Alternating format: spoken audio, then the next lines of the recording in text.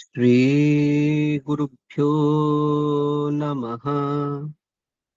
हरिः ओम्। सहना भवतु, सहनौ भुनक्तु, सह वीर्यङ्करवावहै, तेजस्विनावधीतमस्तु मा विद्विषावहै। ॐ शान्ति शान्ति शान्तिः। ॐ सहस्रशीर्षं देवं विश्वाक्षं विश्वशम्भुवं विश्वन्नारायणं देवमक्षरं परमं पदम् विश्वतः परमान्नित्यं विश्वन्नारायणगं हरिम् विश्वमेवेदं पुरुषस्तद्विश्वमुपजीवति पतिं विश्वस्यात्मेश्वरगं शाश्वतगं शिवमच्युतम् नारायणं महाज्ञेयं विश्वात्मानं परायणम् नारायणपरो ज्योतिरात्मा नारायणः परः नारायणपरं ब्रह्म तत्त्वन्नारायणः परः नारायणपरो ध्याता ध्यानन्नारायणः परः यच्च किञ्चित् जगत् सर्वं दृश्यते श्रूयतेऽपि वा अन्तर्बहिश्च तत्सर्वं व्याप्य नारायणस्थितः अनन्तमव्ययं कविगं समुद्रेऽन्तं विश्वशम्भुवम् पद्मकोशप्रतीकाशगं हृदयं चाप्यधोमुखम् अधो निष्ट्यावितस्त्यान्ते नाभ्यामुपरि तिष्ठति ज्वालमालाकुलं भाति विश्वस्यायतनं महत् सन्ततगं शिलाभिस्तुलम्बत्याकोशसन्निभम् तस्यान्ते सुषिरगं सूक्ष्मं तस्मिन् सर्वं प्रतिष्ठितम् तस्य मध्ये महानग्निर्विश्वार्चिर्विश्वतो मुखः सोऽग्रभुग्बिभजन् तिष्ठन्नाहारमजरः कविः तिर्यगूर्ध्वमधः शायीरश्मयस्तस्य सन्तता सन्तापयति स्वं देहमापादतलमस्तकः तस्य मध्ये वह्निशिखा अणीयो ऊर्ध्वा व्यवस्थितः नीलतो यतमध्यस्थाद्विद्युल्लेखे वभास्वरा नीवारशोकवत्तन्वी पीताभा आस्वत्यणुपमा तस्या आशिखाया मध्ये परमा आत्मा व्यवस्थितः सब्रह्मस शिवः सह ऋषेन्द्रः सोऽक्षरः परमस्वराट् ऋतगं सत्यं परं ब्रह्म पुरुषं कृष्णपिङ्गलम् ऊर्ध्वरेतं विरूपाक्षं विश्वरूपाय वै नमो नमः ॐ नारायणाय विद्महे वासुदेवाय धीमहि तन्नो विष्णुः प्रचोदयात् ॐ शान्ति शान्ति शान्तिः। अथ श्रीमद्भगवद्गीता अथ चतुर्थोऽध्यायः। श्रीभगवानुवाच इमं विवस्वते योगं प्रोक्तवानहमव्ययम् विवस्वान्मनवे प्राह मनुरिक्ष्वाकवे ब्रवीत् एवं परम्परा प्राप्तम् इमं राजर्षयो विदुः सकाले नेह महता योगो नष्टः परन्तप स एवायं मया तेद्य योगः प्रोक्तः पुरातनः भक्तोऽसि मे सखा चेति रहस्यं ह्येतदुत्तमम्। अर्जुन उवाच अपरं भवतो जन्म परं जन्म विवस्वतः कथमेतद्विजानीयाम् त्वमादौ प्रोक्तवानिति। श्रीभगवानुवाच बहूनि मे व्यतीतानि जन्मानि तव चार्जुन तान्यहं वेद सर्वाणि न त्वं वेत्थ परन्तप अजोऽपि सन्नव्ययात्मा भूतानामीश्वरोऽपि सन् प्रकृतिं स्वामधिष्ठाय सम्भवाम्यात्ममायया यदा यदा हि धर्मस्य ग्लानिर्भवति भारत अभ्युत्थानमधर्मस्य तदात्मानं सृजाम्यहम् परित्राणाय साधूनां विनाशाय च दुष्कृताम् धर्म संस्थापनार्थाय संभवामि युगे युगे जन्म कर्म च मे दिव्यम् एवं यो वेत्ति तत्त्वतः त्यक्त्वा देहं पुनर्जन्म नैति मामेति सोऽर्जुन वीतरागभयक्रोधा मन्मया मामुपाश्रिताः बहवो ज्ञानतपसा पूता मद्भावमागताः ये यथा मां प्रपद्यन्ते तांस्तथैव भजाम्यहम् मम वर्त्मानुवर्तन्ते मनुष्याः पार्थ सर्वशः काङ्क्षन्तः कर्मणां सिद्धिं यजन्त इह देवताः क्षिप्रं हि मानुषे लोके सिद्धिर्भवति कर्मजा चातुर्वर्ण्यं मया सृष्टं गुणकर्म विभागशः तस्य कर्तारमपि मां विद्य कर्तारमव्ययम् न मां कर्माणि लिम्पन्ति न मे कर्मफले स्पृहा इति मां योऽभिजानाति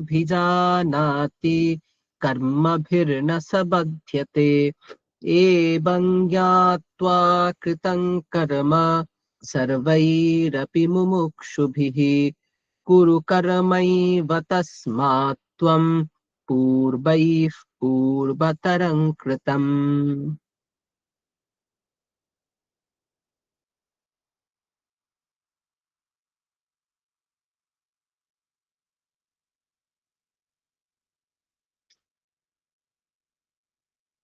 আজকের মনন তৃতীয় অধ্যায়ের ৩৭ নম্বর শ্লোক পড়ছি।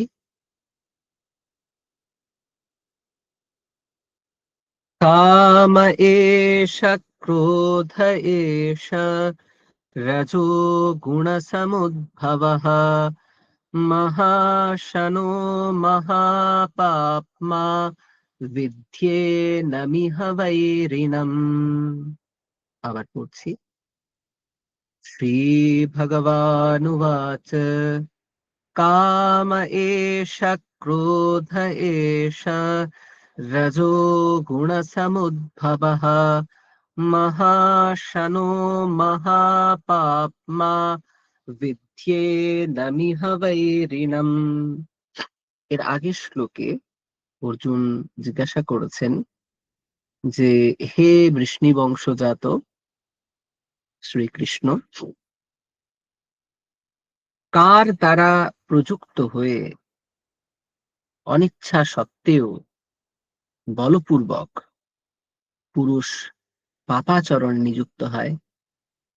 কি সেই কারণ, যে কারণে কোনো ব্যক্তি পাপাচরণে প্রবৃত্ত হয় অনিচ্ছা সত্ত্বেও? এমন যে চেয়ে করছে তা না, অনিচ্ছাকৃত হলেও সে পাপ কর্মে প্রবৃত্ত হয় কার কারণে? তো শ্রী ভগবান এখানে কোনো ব্যক্তির নাম দেননি, যেমন আমরা বলি যত ঘোষ নন্দ ঘোষ। তো এখানে নন্দ ঘোষ জাতীয় কারোর নামকরণ করা হয়নি, বা এখানে অন্য কোনো বহির, মানে নিজের থেকে ভিন্ন আলাদা কোনো বিষয়কে তুলে ধরা হয়নি। একদম একদম আমাদের যেগুলো ইন্ট্রিনসিক নেচার, আমাদের যেগুলো অন্তর্বর্তী স্বভাব, এইগুলোকে তুলে ধরা হয়েছে। যে আমাদের মধ্যেই বেশ কিছু বিষয় রয়েছে যেগুলো আমাদেরকে বিভিন্ন পাপ কাজে প্রবৃত্ত করায়। সেগুলো কি না? কাম এষা ক্রোধ এষা। এরা কেমন? রজোগুণ সমুদ্ভবঃ, মানে রজগুণ থেকে উৎপন্ন এই যে কাম, এই যে ক্রোধ, এরা হলো মহাশানহ, মহাভক্ষক, এবং এরা মহাপাপমা, অত্যন্ত পাপ কারক। তাই একে তুমি মহাশত্রু হিসেবে জানবে। তো এটা শ্রী ভগবান বললেন যে কিসের কারণে মানুষ পাপাচরণে প্রবৃত্ত হয়? তার কারণ হচ্ছে কাম এবং ক্রোধ।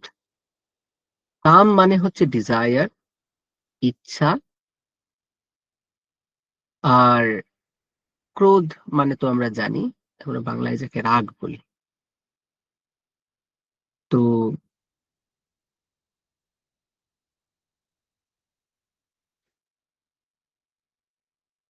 এই কামের কারণেই আমাদের সমস্ত অনর্থ প্রাপ্তি হয়। অর্থাৎ আমরা যা যা চাই না সেগুলো আমাদেরকে ভোগ করতে হয়। কারণ কি, কোনো না কোনো একটা কামনা পূর্বক আমরা কর্মে প্রবৃত্ত হই, তারপরে সেই কর্ম থেকে যেরকম যেরকম ফল আসে সেগুলো আমরা ভোগ করি। এবারে ধরুন আমি কোনো একটা ফল লাভের আশায়, কামনায় কর্ম করেছি, সেটা যদি প্রাপ্তি না হয়, তখনই সেই প্রতিহত কাম ক্রোধে পরিণত হয়। তো দ্বিতীয় অধ্যায়ে পেয়েছিলাম ধ্যায়তো বিষয়ান পুংসঃ সঙ্গস্তেষু উপজায়তে সঙ্গাৎ সঞ্জায়তে কামঃ কামাৎ ক্রোধোভিজায়তে। তখন বলা হয়েছিল যে কোনো বিষয়ে নিরন্তর চিন্তা করতে করতে সেই বিষয়ে আসক্তি জন্মায়, এবং সেই আসক্তির কারণে ওটা পেতে ইচ্ছা হয়, এবং তারপর প্রচেষ্টা করেও যদি পাওয়া না যায় তখন ক্রোধ উৎপন্ন হয়। তো এই কাম এর কারণেই কিন্তু সমস্ত অনর্থ প্রাপ্তি, এবং এই কামই প্রতিহত হলে ক্রোধে পরিণত হয়। এবং এরা কেমন না, বলা হচ্ছে এরা রজোগুণ সমুদ্ভবঃ, রজগুণ থেকে উৎপন্ন হয়। আমরা জানি প্রকৃতির তিনটে গুণ, প্রকৃতি মানে হচ্ছে যে যা যত জড়তত্ত্ব আছে সবাই তিনটে গুণ দিয়ে তৈরি: সত্য, রজ এবং তম। সত্যগুণ জ্ঞান উৎপাদন করে, রজগুণ আমাদেরকে চঞ্চল করে, ক্রিয়াশীল করে, আমাদের দুঃখ অনুভব করায়। ঠিক আছে, তো রজগুণের কাজ হচ্ছে যে এই কাম এবং ক্রোধ। এবং এখানে আহ এই কামকে কি বলা হয়েছে? মহাশনো। মহাশনো মানে যে প্রচুর খায়। তো এখানে কামকে বলা হচ্ছে মহাশনো। মহাশনো মানে হচ্ছে যে যতই একে পূরণ করার চেষ্টা করি, আমাদের কামনা বাসনা আর পূরণ হয় না। তো বলা হয়, মহাভারতে আছে, না জাতু কামঃ কামানাম উপভোগেন সাম্যতি হবিষা কৃষ্ণ বর্তমেব ভূয় এব অভিবর্ধতে। যে আমাদের কামনা বাসনাগুলো পূরণ করে নিলেই সেটা শান্ত হয়ে যায় না, সেটা আরো নূতন কামনা বাসনার জন্ম দেয়। যেমন নাকি আগুনে ঘি ঢাললে আগুন নিভে যায় না, বরং আরো দাউ দাউ করে জ্বলে ওঠে। তো সুতরাং এই কামনা হচ্ছে মহাশানাহা, এ সব খেয়ে ফেলে। ঠিক আছে? এবং একটা কথা তো আছে যে desire is like a cup without a bottom. বাসনা হচ্ছে এমন একটা কাপ যার তলাটা নেই। ফলে আপনি এখানে যত জিনিস ভরুন না কেন ওর মধ্যে চলে যাবে। তো কামনা হচ্ছে এই রকম, যে একে আপনি কখনো পূরণ করতে পারবেন না। একটা কামনা অপগত হলে আরেকটা কামনা এসে উপস্থিত হবে। তাই একে বলা হচ্ছে মহাশানু। এবং যে কামনা জয় করতে পারে, কামনা যার কমে গেছে, ডিজায়ার যার কমে গেছে, সে আনন্দ পেতে বাধ্য। কারণ এই কামনার জন্যই তো এত আমাদের ছোটাছুটি করতে হয়। তৈত্তিরীয় উপনিষদে আনন্দবল্লীর শেষে, ব্রহ্মানন্দবল্লীর শেষে, সেখানে আনন্দ মীমাংসা বলা হচ্ছে। সেখানে একজন মানুষ সর্বাধিক কত আনন্দ পেতে পারে, ইন্দ্র কত আনন্দ পেতে পারে, এরকম হাইয়েস্ট সব আনন্দের কথা বলা হচ্ছে। এবং ইচ এন্ড এভরি টাইম বলা হচ্ছে যে শ্রোত্রিয়স্য চ আকামহ তস্য। যদি কামনা বাসনা রহিত কোন শ্রোত্রিয় থাকে, সেও এরকম সুখ, এরকম আনন্দ অনুভব করে। সুতরাং এই বাসনা ত্যাগের মাধ্যমে প্রভূত সুখ লাভ করা যায়। তো শঙ্করাচার্য গীতাভাষ্যে এক জায়গায় বলছেন যে ইয়চ্চ কাম সুখম লোকে ইয়চ্চ লোকে মহৎ সুখম তৃষ্ণাক্ষয় সুখস্যৈতে নারহন্তি ষোড়শীম কলাম। নারহতি ষোড়শীম কলাম বলা হচ্ছে, কামনা বাসনার মাধ্যমে যত সুখ লাভ করা যায়, ইহলোকে আরো যত অন্যান্য সুখ লাভ করা যায়, বড় বড় তৃষ্ণা দূর হয়ে গেলে যে আনন্দ হয়, তার 16 ভাগের 1 ভাগও ওই আনন্দগুলো নয়। আমাদের যত দুঃখ আছে, সমস্ত দুঃখের কারণই হচ্ছে ডিজায়ার। তো বলা হচ্ছে এই কাম কিন্তু মহাশানাহা, একদম নেকড়ের পেটের মতো, কখনো তৃপ্ত হয় না, কখনো পূর্ণ হয় না। এবং এই মহাপাপ অত্যন্ত পাপকারক।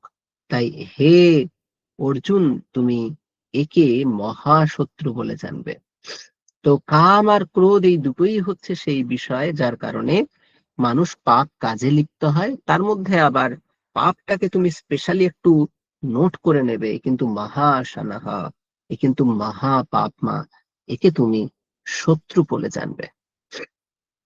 এইবারে আমাদের হিউম্যান নেচারের এত সূক্ষ্ম সূক্ষ্ম বিশ্লেষণ হবে যে আমরা বুঝবো যে এটা মনে হবে যেন কাউন্সেলিং এর বই। এটা পড়লেই যেন একটা সেলফ হেল্প বই, শ্রীমদ্ ভগবত গীতা। এটা পড়লে স্বাভাবিকভাবেই আমাদের ডিসিশনস অন্য ধরনের হবে। শ্রীমদ্ ভগবত গীতা আমাদের অনেক সুন্দর সুস্থ জীবনযাপন করতে সহায়তা করে। এবং আমরা যে সব পালন করতে পারবো এমনটা নয়, কিন্তু আমাদের করণীয় সমস্ত বিষয় এবং আমাদের যে কম্পালশন গুলো থাকে, যেগুলোর কারণে বাধ্য হয়ে আমরা না চাইতেও বিবিধ কর্ম করে থাকি, সেগুলোকেও পয়েন্ট আউট করে দেওয়া হবে, যাতে আমরা সচেতন থাকতে পারি। তো বেশ, সুতরাং শ্রী শ্রী মা শারদাও বলতেন সারদা দেবীও বলতেন নির্বাসনা হও, বাসনা দূর করতে হবে। বুদ্ধও তাই বলেছেন যে বাসনাই হচ্ছে দুঃখের কারণ। তো বলাই হয় গ্রেট মেন থিঙ্ক অ্যালাইক, সব মহাপুরুষেরা একই রকমেরই চিন্তা করেন। তো সুতরাং বিষয় হচ্ছে যে আমাদেরকে এই আহ, কামনাকে জয় করার দিকে অগ্রসর হতে হবে, যেটা করা খুবই কঠিন। তো এর একটা শুদ্ধিকরণ হতে পারে যে আমাদের চাওয়াগুলো যেন আমাদের স্পিরিচুয়ালিটির সাথে সিঙ্ক করে যায়। অর্থাৎ আমি যেগুলো চাইছি সেগুলো যেন সমস্তই যেন আমার অন্তরের অভ্যুন্নতির জন্য হয়। এইরকম ভাবে আমাদের চাওয়াটাকে যদি পরিশীলিত করতে পারি, তাহলে আহ আস্তে আস্তে আমাদের তো উন্নতি হবেই।